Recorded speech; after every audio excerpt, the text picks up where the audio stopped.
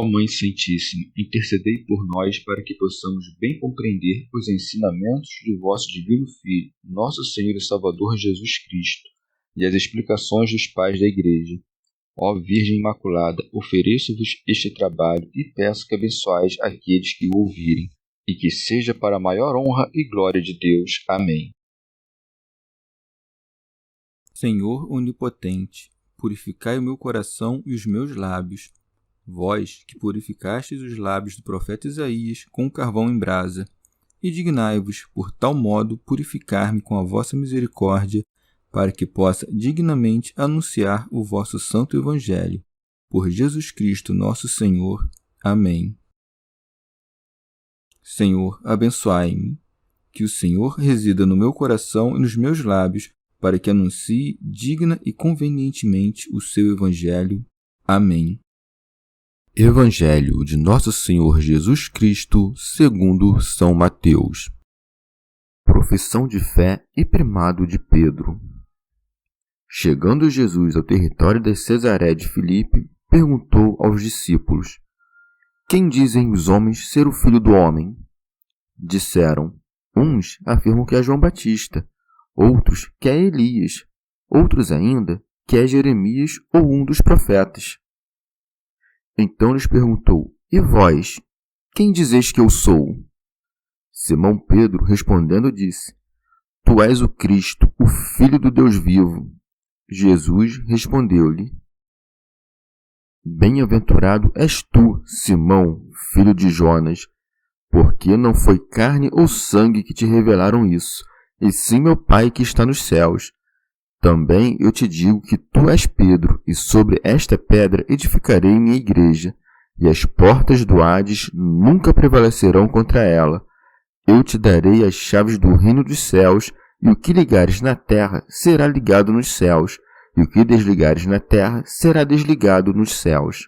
Em seguida, proibiu severamente aos discípulos de falarem a alguém que ele era o Cristo. Comentários dos Pais da Igreja. Comentário de São Tomás de Aquino em forma de glosa. O Senhor, depois de ter dispensado seus discípulos da doutrina dos fariseus, convenientemente estabelece neles os fundamentos profundos da doutrina do Evangelho. E para designá-lo com mais solenidade, o evangelista dá o nome do lugar, dizendo: Tendo chegado à região de Cesareia de Filipe. São João Crisóstomo.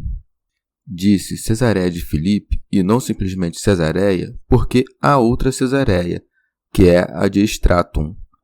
Não foi nesta, mas na primeira, que o Senhor interrogou os discípulos, afastando-se dos judeus, para que, retirados para longe de todo temor, dissessem o que tinham em mente. São Jerônimo. Este Filipe era irmão de Herodes, o tetrarca de Itúria e de Traconítides, que, em honra a Tibério César, deu à cidade, que hoje se chama Pâneas, o nome de Cesareia. Comentário de São Tomás de Aquino em forma de glosa. Para confirmar seus discípulos na fé, primeiro quis remover de seus espíritos as opiniões e os erros dos outros, e por isso se segue. Jesus perguntou aos discípulos: Quem dizem os homens ser o Filho do Homem? Orígenes.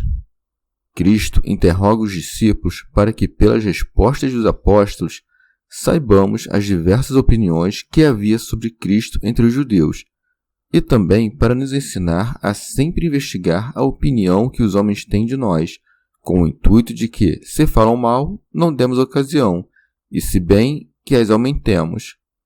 Mas o exemplo dos apóstolos também instrui os discípulos dos bispos, que devem informá-los de qualquer opinião que, do lado de fora, corra sobre eles.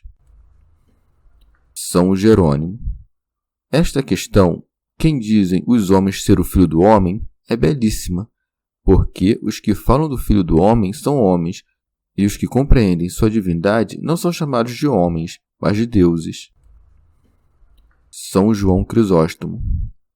Ele não disse: Quem dizem os escribas e os fariseus que eu sou, mas quem dizem os homens que eu sou. Investiga a opinião do povo, que não era inclinada para o mal. ainda que sua opinião sobre Cristo fosse muito inferior à que deveria, era, contudo, isenta de maldade, diferente da opinião dos fariseus, que era plena de grande malícia.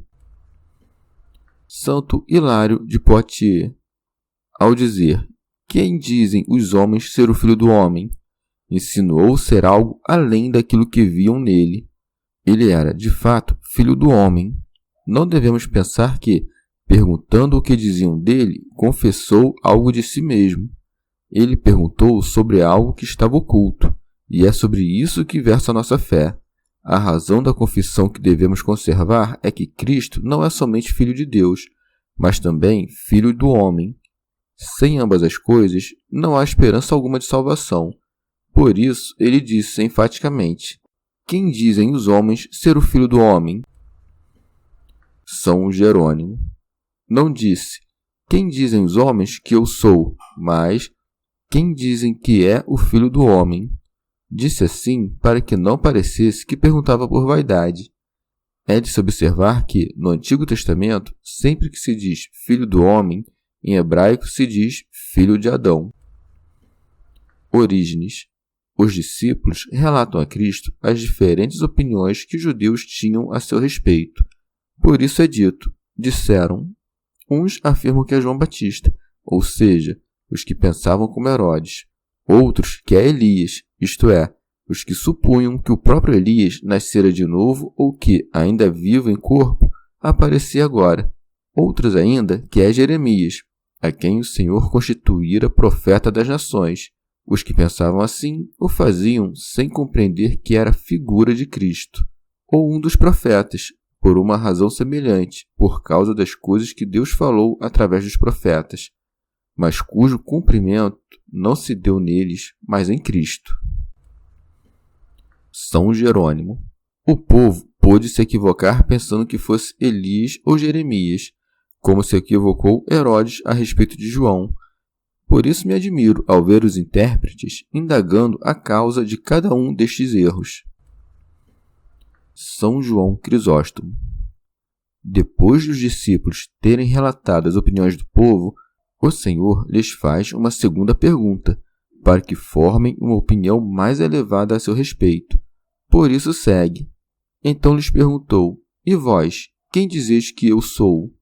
"Vós, digo, que estáis sempre comigo e que presenciastes milagres maiores que os que o povo viu, não deveis ter sobre mim a mesma opinião que este.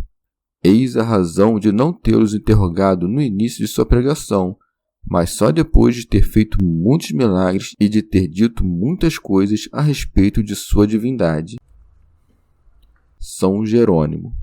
Observai pelo contexto das palavras como os apóstolos não são chamados de homens, mas de deuses, porque o Senhor, ao lhes perguntar: "Quem dizem os homens que é o Filho do homem?", acrescenta: "E vós, quem dizeis que eu sou?", o que equivale a dizer: os homens têm uma opinião mundana, mas vós, que sois deuses, quem julgais que eu sou?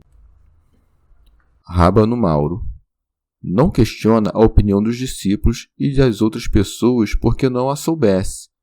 Interroga dos discípulos para que a confissão de sua reta fé fosse remunerada como digna de recompensa, e a dos outros para que, pela exposição dos erros, provasse aos discípulos que a verdade de sua confissão não provinha da opinião do vulgo, mas de terem percebido o segredo mesmo da revelação do Senhor. São João Crisóstomo. Quando o Senhor pergunta sobre a opinião da plebe, todos respondem. Quando interroga sobre a de todos os discípulos, Pedro, como boca e cabeça dos apóstolos, responde por todos. Por isso se segue. Simão Pedro, respondendo, disse: "Tu és o Cristo, o Filho do Deus vivo." Orígenes. Pedro negou que Jesus fosse aquilo que os judeus afirmavam e confessou: "Tu és o Cristo", coisa que os judeus ignoravam. E o que é maior ainda, o Filho de Deus vivo, que falou pelos profetas: "Juro por minha vida, diz o Senhor Deus." E por isso era chamado de vivo, mas de forma supereminente acima de todos que têm vida, porque só ele tem a imortalidade e é a fonte da vida, o que propriamente se diz de Deus Pai. é a vida que procede da fonte quem disse: Eu sou o caminho, a verdade e a vida. São Jerônimo chama-o de Deus vivo também para distingui-lo daqueles que levam o nome de deuses, mas que são mortos, como Saturno, Júpiter, Vênus, Hércules e os demais monstros dos idólatras. Santo Hilário de Poitiers. Esta é a verdadeira e inviolável fé. Deus Filho procede de Deus Pai, e sua eternidade procede da eternidade do Pai. Que esse Deus assumiu um corpo e se fez homem é, portanto, a confissão perfeita. Portanto, ele abarcou em si tudo o que expressam sua natureza e seu nome, no qual está a suma de todas as virtudes. Rábano Mauro. No admirável contraste, o Senhor professa ter assumido a humildade de nossa humanidade, e o discípulo revela a excelência de sua eterna divindade. Santo Hilário de Poitiers. A confissão de Pedro mereceu uma grande recompensa, porque viu no homem o Filho de Deus. Por isso segue. Jesus respondeu-lhe: Bem-aventurado és tu, Simão, filho de Jonas, porque não foi a carne ou sangue que te revelaram isso. São Jerônimo. Cristo replica ao apóstolo por causa do testemunho que deu dele. Pedro disse: Tu és o Cristo, o Filho de Deus vivo. E o Senhor lhe disse: Bem-aventurado és tu, Simão, filho de Jonas. Por quê? Porque não foi carne ou sangue que te revelaram isso, e sim meu Pai que está nos céus. O que nem a carne nem o sangue podem revelar foi revelado pela graça do Espírito Santo. Logo de sua confissão, ele recebeu um título, porque teve a revelação do Espírito Santo, de quem foi também chamado de filho, pois filho de Jonas significa, em nosso idioma, filho da pomba. Alguns aceitam simplesmente que Simão, chamado Pedro, era filho de João, conforme aquela passagem: Simão, filho de João, amas-me? E que há uma falha dos copistas, que suprimiram uma sílaba ao escreverem Bar Jona, em vez de Bar Ioana, isto é, filho de João. Ioana quer dizer graça de Deus, e ambos os nomes podem ser tomados em sentido místico, tomando a palavra pomba por Espírito Santo e a graça de Deus por dom espiritual. São João Crisóstomo. Mas seria desnecessário dizer tu és filho de João ou Ioana, a não ser que sua intenção fosse manifestar que Cristo é por natureza filho de Deus, assim como Pedro o é de João, ou seja, que é da mesma natureza daquele que o gerou. São Jerônimo. As palavras, porque não foi a carne e o sangue que te revelaram, têm semelhança com as que disse o apóstolo em Gálatas. Continuamente não consenti com a carne e o sangue, referindo-se por carne e sangue aos judeus. Trata-se aqui do mesmo sentido, ainda que em outros termos. Não foi pela doutrina dos fariseus, mas foi pela graça de Deus que se lhe revelou ser Cristo, o Filho de Deus. Santo Hilário de Poitiers. Ou, de outra maneira, bem-aventurado é Pedro, pois é louvável que tenha visto e compreendido para além dos olhos humanos, não se atendo à carne e ao sangue, mas contemplado o Filho de Deus por revelação do Pai Celeste. Pedro foi julgado digno de ser o primeiro a reconhecer que a divindade está em Cristo. Orígenes. Devemos perguntar aqui se os discípulos sabiam, quando foram enviados pela primeira vez, que ele era o Cristo. A passagem acima dá a entender que esta é a primeira vez em que Pedro confessou Cristo como Filho de Deus vivo. E vê se podes responder uma questão desta ordem. Se crer que Jesus é o Cristo, é menor do que conhecer este fato. Digamos que, quando foram enviados a pregar, criam que Jesus era o Cristo, e depois, ao passo que progrediam, o conheceram. Ou também podemos responder dizendo que, antes, os apóstolos tinham apenas o princípio do conhecimento de Cristo, e pouco sabiam dele, mas depois progrediram neste conhecimento a ponto de serem capazes de compreender o conhecimento de Cristo revelado pelo Pai. Assim o fez Pedro, que foi abençoado não só por dizer, tu és o Cristo, mas principalmente por ter acrescentado, o Filho de Deus vivo. São João Crisóstomo. E certamente, se Pedro não tivesse confessado que Cristo realmente nascera do Pai, não teria sido obra da revelação, nem seria digno de ser chamado bem-aventurado se julgasse que Cristo era apenas um entre os muitos filhos adotivos. Pois, antes dele, os que estavam na barca com Cristo disseram: verdadeiramente, tu és o Filho de Deus. E também Natanael havia dito: Mestre, tu és o Filho de Deus. Contudo, não foram chamados bem-aventurados, porque não confessaram a mesma filiação que Pedro. Julgavam-no como um dentre muitos filhos, não como o verdadeiro filho, e ainda que o tivessem como o principal de todos, não o viam como sendo da mesma natureza que o Pai.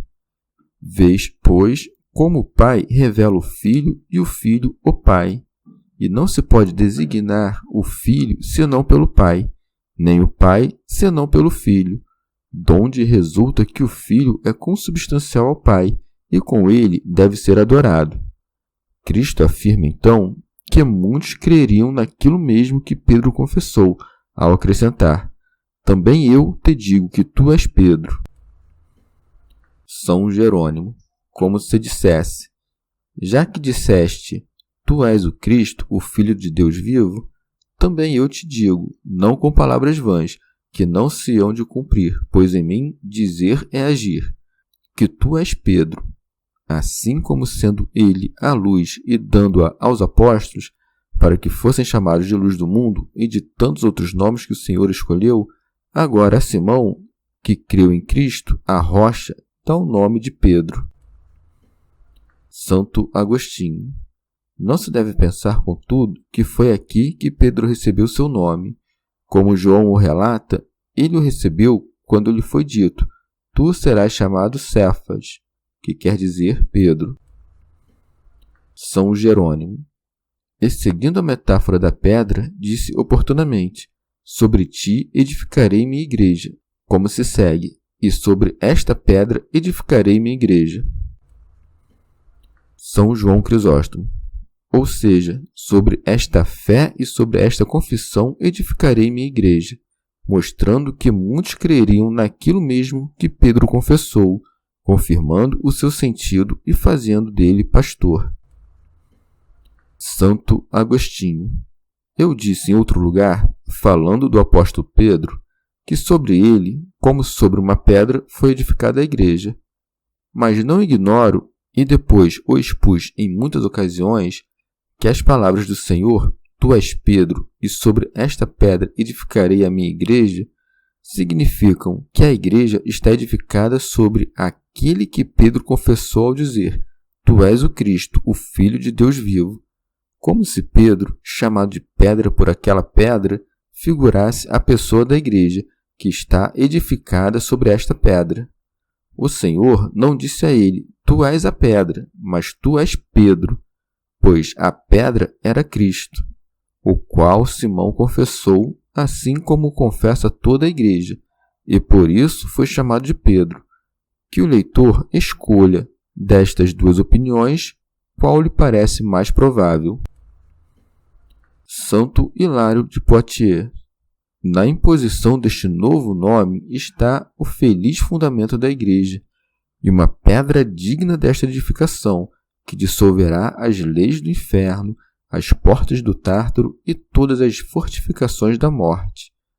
E, para manifestar a firmeza da igreja edificada sobre a pedra, acrescenta: e as portas do Hades nunca prevalecerão contra ela. Comentário de São Tomás de Aquino em forma de glosa. Isto é, não a separarão de minha caridade e da fé em mim. São Jerônimo. Por portas do inferno, entendo os pecados e os vícios, ou também as doutrinas heréticas que seduzem os homens e os lançam no Tártaro. Orígenes.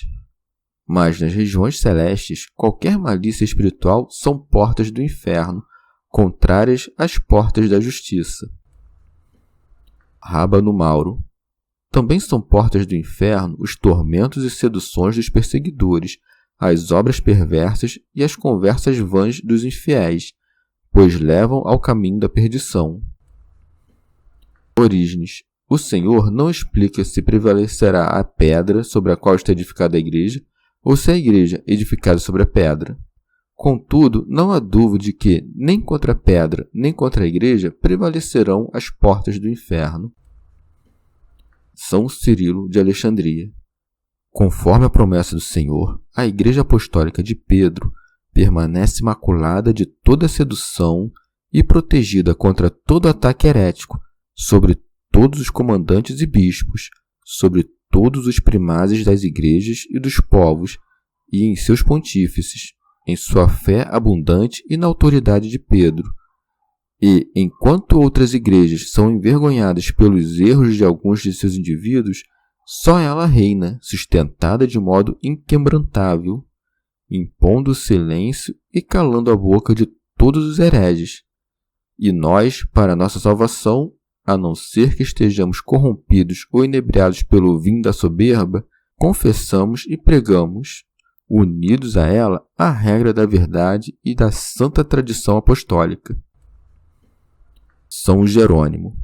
Ninguém pense que se trata da morte, querendo dizer que os apóstolos não estariam submetidos à condição da morte, já que os vemos brilharem no martírio. Orígenes.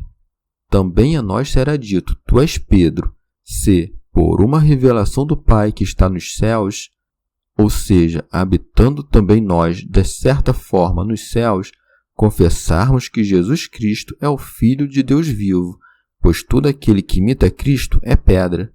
Mas aquele contra o qual prevalecem as portas do inferno não pode ser chamado de pedra, sobre a qual Cristo edificou a igreja, nem parte da igreja, a qual o Senhor edificou sobre a pedra. São João Crisóstomo. Em seguida, fala de outra honra dada a Pedro, quando acrescenta: eu te darei as chaves do reino dos céus, que equivale a dizer, assim como o Pai te concedeu que me conhecesses, assim também eu tenho algo a lhe dar, isto é, as chaves do reino dos céus. Rábano Mauro. Aquele que confessou o Rei dos céus com mais devoção que os outros, tem mais mérito que os outros para receber as chaves do reino dos céus. Isto fez com que todos soubessem que, sem esta fé e sem esta confissão, ninguém entraria no reino dos céus. Por chaves do reino dos céus, ele quer dizer o discernimento e o poder. Poder para atar e desatar, e discernimento para distinguir os dignos e os indignos. Comentário de São Tomás de Aquino em forma de glosa. Donde se segue, e o que ligares, isto é, todo aquele que julgares indigno de perdão enquanto vive, será julgado indigno diante de Deus. E o que desligares, isto é, a quem julgares digno de ser perdoado enquanto vive, alcançará de Deus o perdão de seus pecados. Orígenes. Vê quão grande é o poder desta pedra sobre a qual está edificada a igreja. Seus juízos permanecem firmes como se o próprio Deus os tivesse feito através dela. São João Crisóstomo. Vê também como Cristo conduz Pedro a um elevado entendimento a seu respeito. Tudo o que promete dar a ele só a Deus pertence, isto é, perdoar pecados e fazer a igreja imutável em meio a tantas tempestades de perseguições e tentações. Rábano Mauro. Este poder de atar e desatar, ainda que pareça ter sido dado somente a Pedro, também foi concedido aos demais apóstolos, e ainda o é agora aos bispos e aos presbíteros de toda a igreja. Mas Pedro recebeu de forma especial as chaves do reino dos céus e o principado da potestade judicial, para que todos os fiéis do mundo compreendam que todo aquele que, de algum modo, se separa da unidade da fé ou da comunhão com ele, não pode ser desatado dos grilhões dos pecados, nem entrar pelas portas do reino dos céus. Comentário de São Tomás de Aquino na forma de glosa. Concedeu o poder a Pedro de uma maneira especial para nos convidar à unidade. Fez dele príncipe dos apóstolos para que a igreja tivesse um só vigário principal de Cristo, ao qual todos os membros da igreja pudessem recorrer em caso de discordância. Se houvesse muitas cabeças na igreja, romper-se-ia o vínculo da unidade. Acrescentam alguns que o Senhor disse as palavras sobre a terra para indicar que o poder de atar e desatar se referia aos vivos e não aos mortos. Aquele que ata e desata os mortos não o fará sobre a terra, mas depois da terra. Das sentenças do Concílio de Constantinopla. Como se atrevem alguns a dizer que este poder foi dado só com respeito aos vivos? Acaso ignoram que o juízo de anátema não é senão uma separação? É preciso separar-se de todos aqueles que se obstinam em faltas graves, sejam vivos ou não.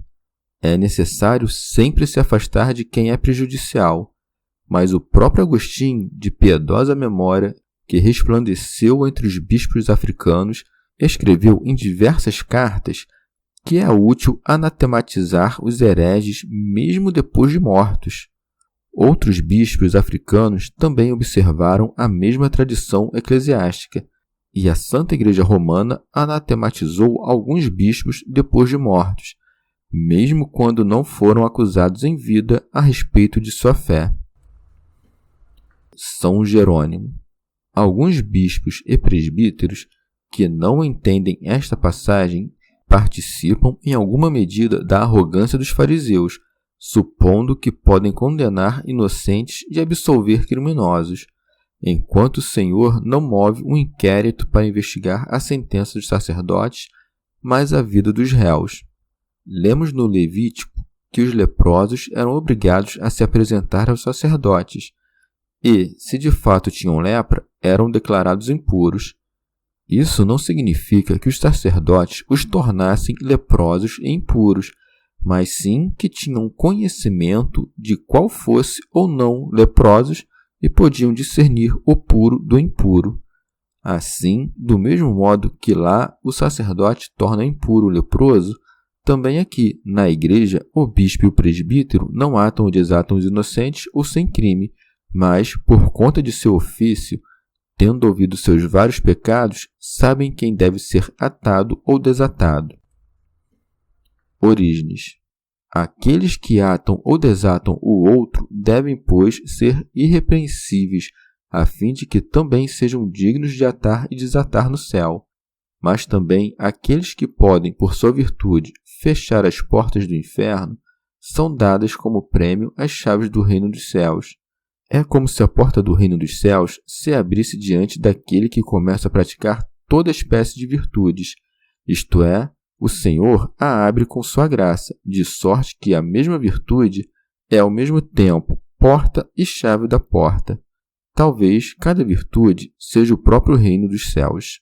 Depois que Pedro confessou ser Cristo, o Filho de Deus vivo, como não queria que o pregasse por agora, acrescentou: em seguida, proibiu severamente aos discípulos de falarem a alguém que ele era o Cristo. São Jerônimo. Parece contraditório ter antes enviado seus discípulos a pregar, mandando que anunciassem o seu advento, e agora mandar que não digam que ele seja Jesus Cristo. A mim me parece que uma coisa é pregar Cristo e outra pregar Jesus Cristo, porque Cristo é um nome comum de dignidade e Jesus é o nome próprio do Salvador. Orígenes. Talvez os apóstolos o tenham anunciado de maneira vaga, como a um homem grande e maravilhoso, mas não afirmando ainda que fosse o Cristo. E se alguém pretende que os apóstolos já o anunciavam como sendo Cristo, terá de dizer que o Senhor quis que, dali em diante, aquele primeiro anúncio de seu nome não se repetisse, para que, em silêncio, pudessem digerir o que tão superficialmente ouviram de Cristo. Ou a questão também pode ser resolvida desta maneira: tudo o que foi dito antes sobre o anúncio de Cristo não se refere ao tempo anterior à ressurreição de Cristo, mas a tempos futuros. Depois da ressurreição, a ordem do Senhor para que não dissessem a ninguém convinha aos apóstolos naquele momento, porque era inútil que o pregassem e calassem sua cruz.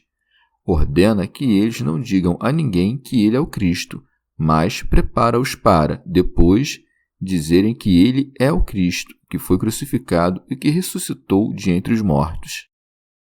Chegamos ao fim de mais um dia de comentários da Catena Áurea. Muito obrigado por ficarem até aqui, que Nossa Senhora derrame suas graças sobre nós e até amanhã.